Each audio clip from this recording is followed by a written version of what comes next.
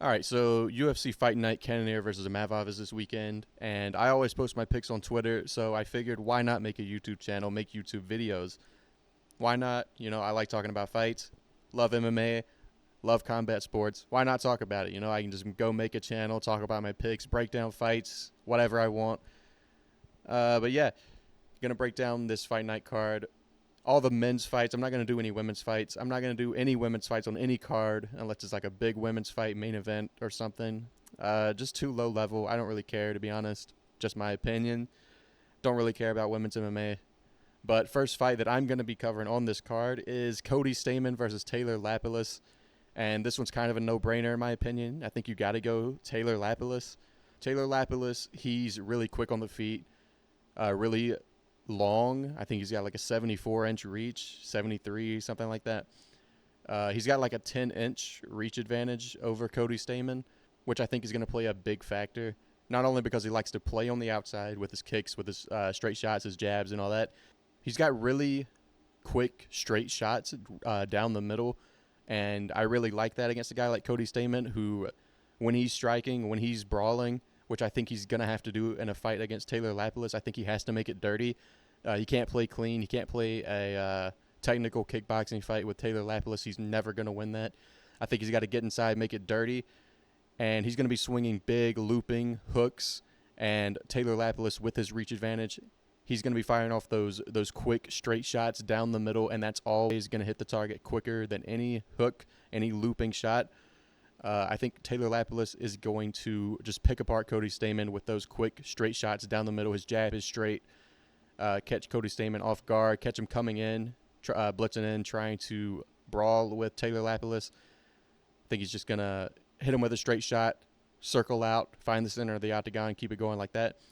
So, yeah, I'm going to go Taylor Lapilus here, 30-27 decision. I think he's going to dominate Cody Stamann. Kind of a no-brainer in my opinion. But, it's MMA. Wouldn't be surprised if Cody Stamann wins because fuck me, right? Next fight, Daniel Marcos versus John Castaneda. Castaneda, I guess, because it's got the little thing over it. Whatever. John Castaneda. I'm going to go John Castaneda over Daniel Marcos. Daniel Marcos is undefeated. He's 15-0. This is a pick'em fight. I don't see it with Daniel Marcos, honestly. I just don't see it. John Castaneda, I think he's better on the feet. I think he's quicker. I love his leg kicks. He's got really nice leg kicks. I just think he's quicker on the feet than Daniel Marcos. I really don't see it with Daniel Marcos. I think his undefeated record comes to an end here. It really should have come to an end against, who was it? Davey Grant. He should have lost to Davey Grant. But, yeah, I think John Castaneda is going to get it done. He's just a better striker, Daniel Marcos isn't going to take it to the ground. John Castaneda can, I guess. I don't think he will, or I don't think he'll need to. I just think he's just going to pick him apart with the leg kicks, I think. He's got really hard, quick leg kicks. And I think he's just going to pick apart Daniel Marcos on the feet, honestly. I don't have much more to say. Pretty simple fight. I mean, it can go either way. Obviously, it's a pick 'em, but I'm leaning towards Castaneda. I'm just not high on Daniel Marcos. Not much more to say about these low-level fights. I'm going to try to keep it quick and get up towards the bigger fights. Next fight, Brad Katona versus Jesse Butler. Oh, man. Got to go Brad Katona. You got to go Brad Katona. Jesse Butler, man, he's just garbage. He's just garbage. It's pretty simple. I'm not very high on Brad Katona either, honestly. I think these guys are both not that good. But Jesse Butler, he's really awkward on the feet. Brad Katona, you look at him, he's a big, strong, dense build. If Jesse Butler wanted to take this to the ground, which he does, it's going to be really hard to get a guy like Brad Katona down. Jesse Butler does have a significant reach advantage, I think. Almost 10 inches of reach over Brad Katona. But, man, at some point, reach just cannot save you. Jesse Butler's striking is just terrible. It looks like he's never trained boxing in his life. He just looks so awkward. I don't know how to describe it. But at some point, reach doesn't matter when you're not good on the feet. This should be an easy one for Brad Katona, kind of a layup. He's a minus 500 favorite, and he's really not even that good, so that tells you everything you need to know about Jesse Butler. Let's keep it moving, man. Fuck, Jesse Butler, really? 2024? Fuck. Speaking of garbage, next fight is Charles Radtke versus Carlos Prates. Gotta go Carlos Prates here. I mean, Radtke's not terrible. Maybe I was a little harsh. He's not garbage, but he's not great also. I'm not high on him. Carlos Prates is a long, lanky guy.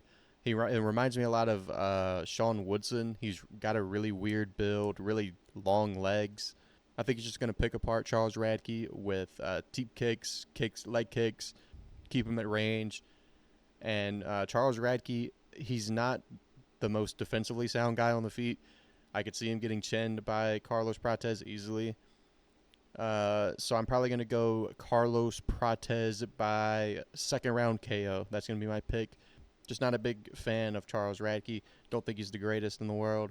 Carlos Prates, I think he's tricky enough on the feet to deal with. I think he's long. Just a hard puzzle to solve. And I think that's enough to beat a guy like Charles Radtke, just being a long, lanky, tricky guy to figure out. So I'm going to go Prates by a round 2 KO. Next fight, Thiago Moises versus Ludovit Klein. I really like Ludovit Klein here. I think he's going to get it done over Thiago Moises. He is a favorite. I know I've seen these odds closer to a pick'em on some sites, but on Tapology, he's a minus 135. But yeah, I'm going to go Ludovit Klein. I think he's just really good, man. He's a really good kickboxer, really good striking. I think he's going to chin a guy like Thiago Moises, Thiago Moises is a guy who's just like borderline outside the top 15. He's good enough. He's kind of like a gatekeeper to the rankings, in my opinion. He's good enough to beat the guys outside the rankings, but I feel like if you can beat a guy like Thiago Moises, then that gives you a shot inside the rankings. And I think Ludovit Klein can make it into the rankings at lightweight. So, yeah, I think he's going to beat Thiago Moises in this one.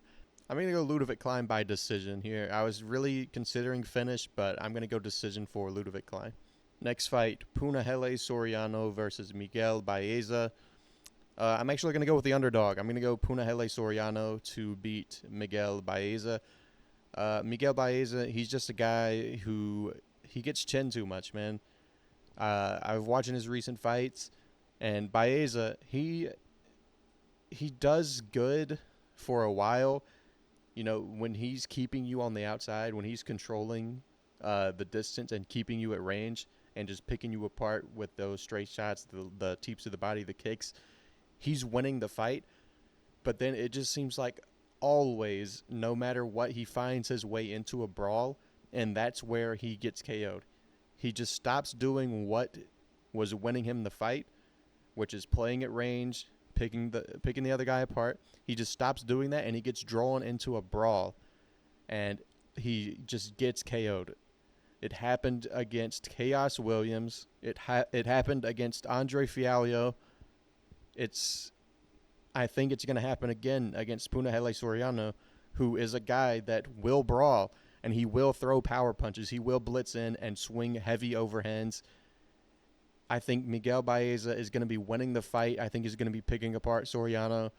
But I think eventually Soriano is going to blitz in, and Baeza is just going to entertain it. He's going to get into a brawl, and he's going to get clipped and dropped by Soriano. And I think Soriano is going to follow up with ground and pound and get the finish on Miguel Baeza.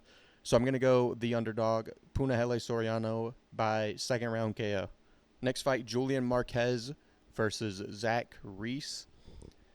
This is pretty much a pick'em. Julian Marquez is a slight favorite. I was really considering Julian Marquez here, but I think I am going to go another slight underdog in Zach Reese. Julian Marquez, here's the thing. He's a little fat. He's a little fat. You know, he's walking around the cage. You see his belly bouncing around a little bit. He's got a little flab hanging over his shorts. He's a little fat, and that you can tell, like against Marc-Andre Barriault, he had a good first round, a decent first round, but then start of the second round, he's gassed. He's out of shape. He's tired. He doesn't have good conditioning. So I think if Zach Reese can survive the first round and a little bit of the second round of Julian Marquez, I think he can win a decision or get a finish over Julian Marquez just based on him tiring out, gassing out. He's getting older. He's a little out of shape. I don't know if he's going to be in better shape for this fight, but I have a rule. If you're out of shape, you're a little fat, you're a fat guy, I'm not going to pick you. I'm going to pick the guy who's in shape. I trust in them more to take their career more seriously. Because if you train and you care about your career, you're in shape. You're not going to be fat. You're not going to be chubby like Julian Marquez. So I'm going to go Zach Reese. He did get slam KO'd by Cody Brundage. Kind of worrying. Cody Brundage, he's not very good. But I am going to go Zach Reese. He's in shape. He's younger. I just think he has to survive against Julian Marquez. I'm going to go by decision. I think he wins 29-28 over a gassing Julian Marquez. I think he's going to empty the tank in round 1, and Zach Reese is going to win 2 and 3 for a clear 29-28 decision win. Next fight, Brunno Ferreira versus Dustin Stultzfus. I'm going to go Brunno Ferreira over Dustin Stultzfus. Just tough fight, man. Tough fight. Brunno Ferreira probably going to knock him out. Now, here's the thing. I could 100%. This is a good underdog right here. I'm telling you. I could 100% see Dustin Stultzfus taking down Brunno Ferreira and controlling him for 3 rounds or submitting him. Do not count that out. I'm telling you right now, that can 100% happen. He can wet blanket Brunno Ferreira. He can't submit him. But I'm just going to trust that Brunno Ferreira gets it done on the feet. I think he's going to chin Stultzfus. I trust in his takedown defense, but I'm telling you, Stultzfus has a chance here with takedowns. He can lay on Brunno Ferreira. He can submit him. He can win this fight on the ground. But, man, I can't bring myself to pick Stultzfus. I got to go Ferreira. I like the power. I like the striking. I just think he's going to get it done over Dustin Stultzfus. I'm going to pick Brunno Ferreira by first round KO. First round KO, Brunno Ferreira. That's my pick. Feature fight, Raul Rosas Jr. versus Ricky Turcios. I'm going to go Raul Rosas Jr. over Ricky Turcios. Ricky Turcios, not ruling him out, but, man, I think Raul Rosas Jr. is just really good. He's only 19. It's insane. His grappling is really, really good. He did lose to Christian Rodriguez, but in that first round, he was ragdolling Christian Rodriguez. Just the lack of experience got to him. He gassed out. He went too hard going for the finish in round 1, and he gassed out. He blew his wad, and Christian Rodriguez beat him in the later 2 rounds with his cardio and pressure on a tired Raul Rosas Jr. I think he's going to learn from that. He's going to become out more controlled, not going to expend as much energy, not going to gas out. But, yeah, I think Raul Rosas Jr. has improved a lot on the feet. I think he can stand with Ricky Turcios. I think he would surprise a lot of people on the feet. But I think he's going to get Ricky Turcios down and submit him in round 1. That's my pick. Raul Rosas Jr. by round 1 sub. That's what I'm going to go with. And let's go co-main. Co-main event, Dominick Reyes versus Dustin Jacoby. Dominick Reyes on a 4-fight losing streak. Since losing to John Jones, he has lost 3 in a row. And Dustin Jacoby coming off the loss to Alonzo Minifield, 1-3 in his last 4. A lot of people were high on Dustin Jacoby though. Really good kickboxer. Came over from Glory. Really technical kickboxer. He is the minus 225 favorite, but I'm gonna pick Dominick Reyes. I'm picking Dominick Reyes. Just got a gut feeling, man. I can't go against my gut. Dustin Jacoby, I'm not that high on him. There's a couple things about Dustin Jacoby. One, he doesn't really have a lot of power in his shots. And against a guy like Dominick Reyes, who is chinny, I think that's big. Dominick Reyes doesn't have to worry as much about the power coming back his way. I mean, compared to the guys he's fighting, Jan Blachowicz, Yuri Prohashka, Ryan Spann has a lot of power, these guys. But Dustin Jacoby, he doesn't really have that one-shot KO power. I mean, it's Dominick Reyes, so he might have it. But I'm going to trust that Dominick Reyes can survive a shot from Dustin Jacoby. That might be a mistake on my end, but I'm just going to, I'm going to believe it. I'm going to trust in Dominick Reyes' chin here. Another thing about Dustin Jacoby. First thing, not a lot of power. Second, he's a bit chinny. He was beating Alonzo Minifield, but he would lose rounds because Alonzo Minifield would catch him with one shot and drop him. I think he got knockdowns in rounds 2 and 3, and those two knockdowns won him those 2 rounds 2 and 3, and that's how he beat Dustin Jacoby.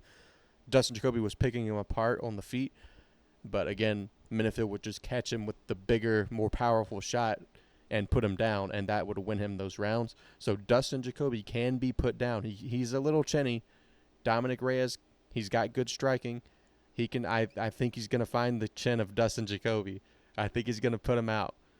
I think he's going to drop Dustin Jacoby, and I think he's going to follow up ground and pound.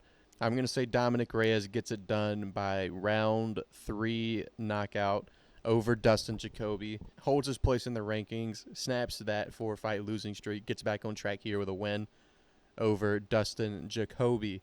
Underdog. Main event time. Let's go. Main event, Jared Cannonier versus Nassourdine Imavov. Tough fight for Cannonier, man. Tough fight. Gotta go Imavov. Long, rangy kickboxer. Tends to give Jared Cannonier troubles.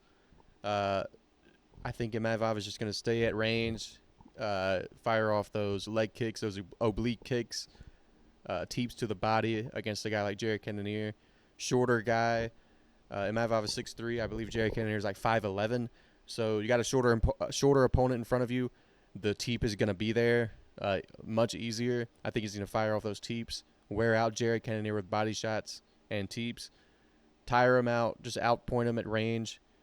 I think he's going to win a unanimous decision. I'm going to say 49-46 over Jared Cannonier. I mean, Jared Cannonier, he's getting up there in age, man. He's a former heavyweight, which is insane, coming down from heavyweight to middleweight. The heavier weight classes, they can go longer in their careers. They can get up there in age. But Cannonier's 40, man. He's 40. I don't like this fight for him. I think Imavov is too quick. I really like the straight shots of Imavov. He's got a really nice jab. I just think Jared Cannonier is going to have trouble getting inside. He's got to get inside. He's got to get past the reach of Imavov. I think he's gonna have a lot of trouble doing that. I think Imavov's going to really do a good job keeping him at bay with the oblique kicks, the teeps. I just think he's going to frustrate Cannonier. Cannonier's not going to be able to land anything. He's not going to be able to get inside. Yeah, I mean, tough fight for Cannonier. I like Cannonier. Really hate to see it. I mean, he's probably one fight away. I mean, if he wins this, he's probably next in line for a title shot. I mean, who else is there? Strickland's probably going to be for the winner of DDP and Adesanya. I mean, Hamzat, if he beats Whitaker, I guess, would jump the line. But, I mean, Cannonier, he was getting up there for a title shot again. Like, he was probably one win away from a title shot, but I don't see him getting it done here. I think this is kind of a no-brainer for me. I just think Imavov is too good of a striker. Again, there's always the chance that Cannonier can blitz in and find the shot and put Imavov down. Another thing, Imavov's gas tank is a little worrying. He does get tired a lot. Jared Cannonier's going to have to put the pressure on Imavov. He's going to have to gas him out. And I think if he can gas him out, he can take over the later rounds and make this a competitive fight. I mean, it's hard to gas a guy out if you can't get inside. I think Cannonier, he's going to have to take one to give one. He's going to have to take one in order to get inside and land his own shot. But it's a tough task. Easier said than done. Just hard to see a way Cannonier gets it done. I mean, he's going to have to gas him out. Body shot's going to be big for Cannonier.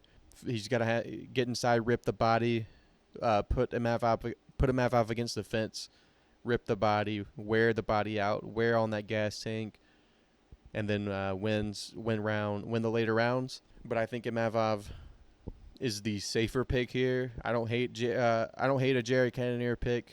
I don't hate an underdog pick, but I'm going to side with the longer, rangier guy. I'm going to trust the guy that can control the fight over the guy that's going to have to make something happen, you know? He's going to have to work. He's going to have to do all the work to get inside on Imavov. Imavov just has to keep him at bay, fire off those kicks. He's got really good kicks. So I just think it's the easier path. He's going to have an easier time enforcing his game plan than Jared Cannonier is his game plan. So I'm going to go with Imavov by 49-46 decision. I could see Cannonier taking the last round, round 5, on a gassed out Imavov.